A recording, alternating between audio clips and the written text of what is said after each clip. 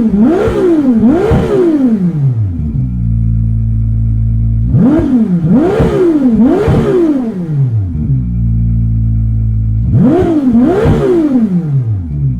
everyone and welcome back to another car profile video then, and if you do enjoy these videos, as always, give it a like, subscribe to the channel and hit the hype button if it's available too. Now we're looking today first of all at the Ferrari 296 GT3, recently added to Gran Turismo 7. It's not the most recent Group 3 car, we did that last time in the Porsche 911, but this is a very recent car indeed, and a quite a surprise addition as well, because we skipped over the 488 as if it doesn't exist. I don't know Gran Turismo, it does exist out there, but just saying. But at least we got the 296. Now, in terms of the BOP, you can see here there is a difference in the low versus medium and high BOP. In fact, it's heavier. I have no idea why they've nerfed it a little bit on the low BOP, but hey, it is what it is. There's not that many track shoes in it, and we discussed that in the previous video. Now, this car has a twin-turbo V6, for those wondering with that one, and arguably this helps the car out a lot, and we'll get onto that a little bit more shortly. Now, this has additional parts that you can get in GT Auto as well to make it look a little bit differently, including making it look like an Evo. It was introduced in Spec 3, for those that didn't know, and I've not driven it that much before this week.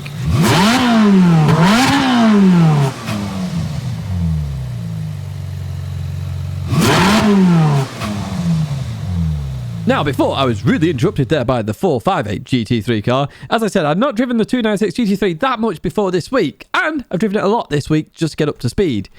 Speaking of speed then, so we jump into the 458 GT3 as well this week, so we're comparing new versus old in terms of Ferraris. Now, I have done a previous car profile on this, and all the details for that are going to be at the end of this video if you want to jump into even more detailed information about this car. But interestingly, with the low, medium, high BOP on this one, they changed the weight throughout it, which is very different to the Porsches, as we talked about earlier. Now, in terms of known strengths in this car, it's been out for a while, of course. Wet weather, it is extremely strong, but we don't do a wet weather test here.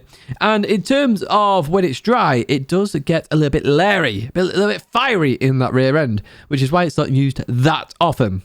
What we are going to do, though, is we are going to jump into these tests. And remember, we're just doing one track this time, a medium BOP track, and that is Catalunya, but without the chicane. So first of all, let's jump straight into this one then, the 296 GT3 car. You can see we've been in the 41s there on the right-hand side, and this is the medium BOP that you can see down in that bottom right-hand side. 443 horsepower, 1,320 kilograms. We head towards turn 1 then. Now, the first thing with this car, it very much feels like the 458, but a bit more tame, a bit more drivable, and a bit more consistent. And that is what I'm talking about in terms of this car. Consistency, very much up there. You can see that on the right side with all my laps. Of course, I am pushing here in terms of getting an optimum time, which is what we're going to be looking at. But we compare against the fastest right now. At the end of Sector 1, we are faster than the Porsche 911 GT3R that we reviewed last time on the car profiles.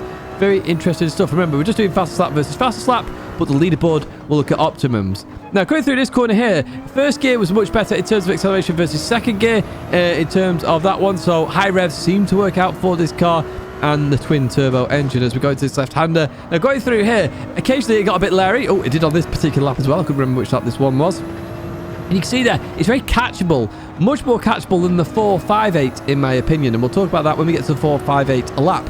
Continue on out here. We're going to head towards the end of Sector 2 right now, looking versus a 110.422. Only 5 thousandths up now, so the Porsche's come back a little bit here, but still very close between these two cars. And I have seen comments about saying the Porsche needs nerfing and the Ferrari needs to be made stronger. Well, we're going to see that here, but so far in this lap, it's been very much equal, which has been very interesting. This one, a little bit more leery versus the Porsche 911, in my opinion. Going through these last two corners, though, this is where this car dominates, in my opinion. It is so good in some of the high-speed corners. It just flies through them. The Porsche, you really have to adjust the weight. In this car, it just turns in and goes. Actually, it's one of my favourite cars to drive, and we finished ahead of the Porsche 911 with a 0.0. Really interesting stuff there, straight off the bat, that we've already got a new fastest lap. As I say, one of my favourite cars I've ever driven in Gran Turismo 7, if I'm honest with you, that GT3 car. So I need to drive it a little bit more.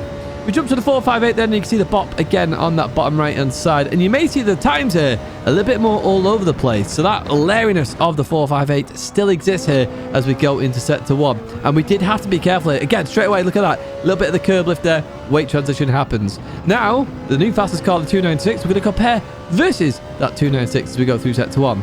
Occasionally, I did suffer a little bit of understeer here on the fast right-hander. I'm not sure why, so it feels like on the brakes, this car will rotate very nicely. When you start to accelerate, you get a little bit of power oversteer. And then it starts to understeer, which is really interesting. 1.5 temps down on that 296 though at the end of sector 1 as we go into sector 2 here. And you'll notice here I'm trying to really manage the car. Each and every corner you're just seeing a little bit of a wiggle on the exits, a little bit of weight transfer happening in there as well. So you can see it's not easy to be consistent in this car as we go through the left-hander. And it does suffer a bit of understeer occasionally as well, especially on that chicane right there. It really did suffer on this one as well. Occasionally I'll start accelerating, the front lifts up, and then I'd suffer some understeer on the exit. We're going to head towards the end of sector 2 then, looking for a 110.417 here as we get towards the end of that sector. We are down then by 2.5 temps as we go into the left-hander. We're going to continue on out of here then, over towards the left-hand side here, and then we're going to go on to the brakes, slowing the car down nicely as we look to get the car around here. So, as we come through this last little bit here, once again, coming into this right-hander, I did suffer a little bit. So initially I got some turn in when I lifted off, but then when I start to accelerate, that's where the car starts to understeer a little bit, which was really odd. So in low speed stuff, you accelerate, the car rotates. High speed stuff, it just understeers. And I feel like the front is just lifting up a bit too much, like all the weight is over the rear wheels. There you can see 4 temps down on the 296, so not the greatest lap in the world, and that does mean we are going to be down on the leaderboard. However, we do look at optimums, not fastest laps. So let's exactly see where we are versus the other Ferrari and also the Porsches overall in terms of this leaderboard, because obviously those 2 laps were at the end of the session 2s on lap 10 on both of them. And the 296, well, it's the first car into the 40s there, 40.9. Arguably, what's that, 1.5 temps up on the 911. And I actually agree with that. The Ferrari feels so much better to drive. It's harder to drive than the Porsche, and better. It's better to drive. It turns in better. Overall, better package in my opinion. 2 horsepower less though, which is really weird stuff. They saw the 458 there was also ahead of the old Porsche. That is also really interesting. I know the Ferrari's a bit more leery, but obviously getting a little bit more turning on a given lap helped it. For me, the older Porsche is probably more consistent, but the Ferrari has the capacity to maybe get that little bit faster lap time. Go to the fuel test now then. So for those new to these car profiles, we do automatic gears on top left and automatic gears on the bottom left. That's just going to be testing the fuel map and letting the game change the gears. On the right side, we do half shift because that is the best way to save fuel. And down at the bottom right, half shift plus fuel map 3. And we're seeing here the differences. Can it save fuel? Does it lose a lot of performance? Does it lose no performance? That's the aim of this. And of course, how much fuel does it actually save versus the competitors in Group 3? So we get towards the end then, 2,000 meters is our limit. So on the top left finishes first there, fuel map 1. So we know hitting the limiter seems to be the best bet in this Ferrari. And I did see that a little bit at Catalunya when I talked about the first gear corner. However, half shift does it very quickly. Now the white line has to be, there has to be no tarmac below the white line. So obviously it goes a frame after there, but the half shift gets done. And it has, what's that, 6% more fuel saved there on the right side. It was very quick getting there. So on the bottom left now, fuel map 3 just finishes. Same fuel as half shift. So you can see here, fuel map really doesn't work. Half shift does work in terms of saving fuel. And on the bottom right, very quickly, once again, the half shift plus fuel map 3 gets there. So it looks like this car doesn't suffer that much from half shifting, but we'll have a look at the leaderboard just to make sure with that one.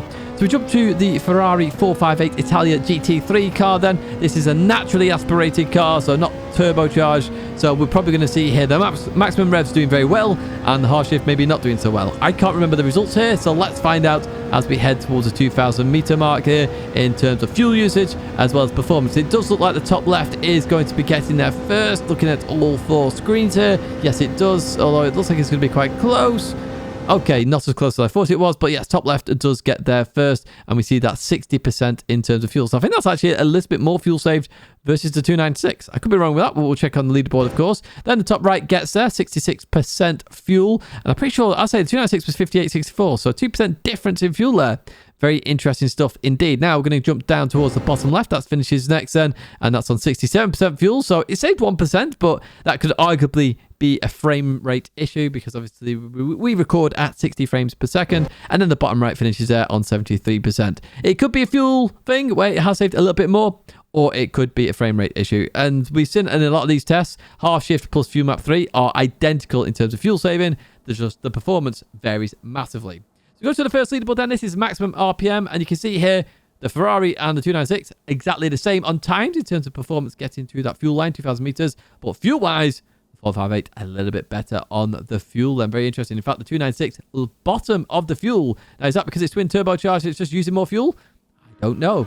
So we go to the half shift then, and look at this. The 296 dominates, absolutely dominates in terms of performance. You can definitely short shift this car. It does save 6% fuel, but it's still the lowest on fuel there in terms of that one. So are you going to sacrifice some performance here in terms of getting that? Maybe a quarter shift would even be better in that 296 to save that additional fuel. Quite possible. So we go to the Fuel Map 3 Auto, and once again, very close here, identical in terms of times. However, we do have 1% more fuel, which we did talk about in the 458. So the 458 doesn't use a lot of fuel at maximum RPM there. It's very much up there and the best at performance. But we go to the short shifting again, and it's where the 296 comes into its own once again. Lower on fuel, good on performance. You can short shift probably more here to get that fuel back and arguably not lose that much performance. Another test that potentially needs doing, and something for you to keep in mind if you are using the Ferrari 296 GT3 car. Very interesting stuff indeed in terms of the fuel map. I always find it interesting because we discovered something there. The Ferrari 296 can be short shifted. Now, if you enjoyed this video, as always, give it a like, subscribe to the channel, and hit the hype button if it's available to you. That does help support the channel. And of course, a lot of effort goes into these videos with the graphics, the leaderboards, and the actual testing that gets done in the background as well. And I do try and make these tests as fair as possible where I can. Next up then, we're going to jump to some tyre testing because we do the tyre testing here. So we come out of the pits here at Sardinia Layout C as we go into the braking zone. Now, some of you are going to be going, Tidge, there was different BOPs. Yes, there was, but it should still give us an overall idea of the tyres in these cars. Now we jump to lap number 5 here, and we're going to measure time and also distance, because distance was a bit of feedback from the previous car profiles as we go through the right hander. Now we're looking for the first tyre to basically have no tyre wear left. We're going to hit the brakes here as we go into this right hander. We're doing 2 sessions here, so this is the second session to make sure I'm up to speed with the car then. I'm going to head towards the final couple of corners here. Are we going to run out of tyres is the question. On towards brakes, we've seen some understeer there as we go to the left side of the circuit now. We are understeering rapidly because the left-hand side tyres there are very much down to the rim then as we continue on out here. Still there though. Looks like we're going to be heading on to lap number 6. Oh no, just disappeared at the very end there. So that gear shift did cost us some tyre wear, and we finished here just before going on to lap number 6. I think the Porsche 911 did go on to lap 6 from memory, but we'll check the leaderboards just to be sure on that one. So we're going to do the same test here, but in the Ferrari 458 now as we leave the pits. Again, measuring distance and also time. For those wondering, as you can see here, there, the 458 has done a little bit more in terms of distance. But before I do all these tests, it has an oil change, so everybody is identical. Happy days indeed. Now you can see the the left rear tyre there of the Ferrari 458. I will get it out there. Is very much down, and that is of course going to be the end of this tyre test. 36.1 in terms of distance, but that rotation in this car causing a lot of wear on the rear tyres, especially that left rear on this particular circuit because it is a clockwise circuit. So what we're going to do now is jump to the overall leaderboards here in terms of the tyre test to see where these cars sit. And as we look at this one, the Porsche 911 did get the furthest there, obviously furthest in lap time and also further in distance. The Ferrari 296 though, not doing too bad. It's only 10 seconds off there, but it does do a bit less distance, 0.4. And of course, we're talking extreme distances here.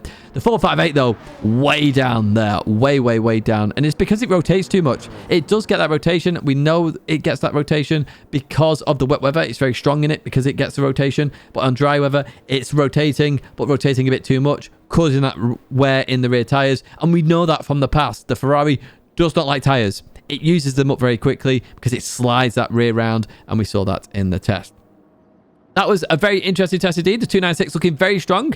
I feel like it's possibly a stronger car than the 911. The 911, you really do have to adjust the weight that little bit more, whereas in the Ferrari 296 GT3 car, you don't. It just turns and it just goes. So I'll be using that car a little bit more going forward in the weekly race guides and arguably just in racing in general.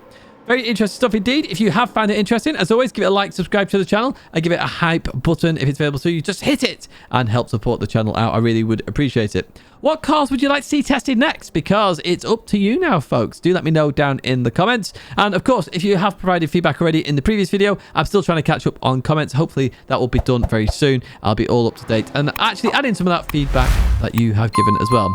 Once again, I'd say give it a like, subscribe to the channel, hit the hype button if it's available to you. That's going to be it for me now on this video. And there are 2 videos there to check out, including the Porsche 911 tests that we did last week, and also the Ferrari 458 car profile test from the past if you want to check out a bit more detail about that car. Once again, a massive thank you for watching as always. I really do appreciate the support, and I hope to see you in another video or live stream again very soon.